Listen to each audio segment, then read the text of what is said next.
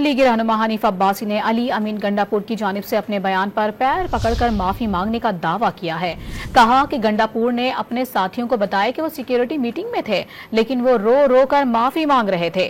وزیر دفاع خواجہ آصف نے الزام لگایا ہے کہ علی امین گنڈاپور بانی پی ٹی آئی کی جگہ لینا چاہتے ہیں، ان کے اسٹیبلشمنٹ سے رابطے ہیں۔ حنیف عباسی نے حکومت کی جانب سے 2-4 دن میں اہم آئینی ترمیم لانے کا انکشاف کیا ہے۔ آن نیوز کے پروگرام لائیو ود عادل شاہ زیب میں دعویٰ کیا کہ جے یو آئی غیر مشروط حمایت کے لیے تیار ہے۔ تحریک انصاف کے کچھ ارکان اسمبلی بھی حکومت کا ساتھ دیں گے۔ سینئر لیگی رہنما نے مطلوبہ 2/3 اکثریت ملنے کا دعویٰ بھی کیا۔ حنیف عباسی کا کہنا تھا کہ وزیر اعلیٰ خیبر پختونخوا علی امین گنڈاپور نے اپنے بیانات پر پیر پکڑ کر معافی مانگ لی ہے۔ وہ پوچھ رہے ہیں، اس کے ایم پی ایس پوچھ رہے ہیں کہ بھائی جان آپ کہاں تھے؟ آپ کسی کے پاؤں پر پکڑا ہوا تھا، آپ نے رو رو کے معافی مانگی ہے، جو میرے علم میں آیا۔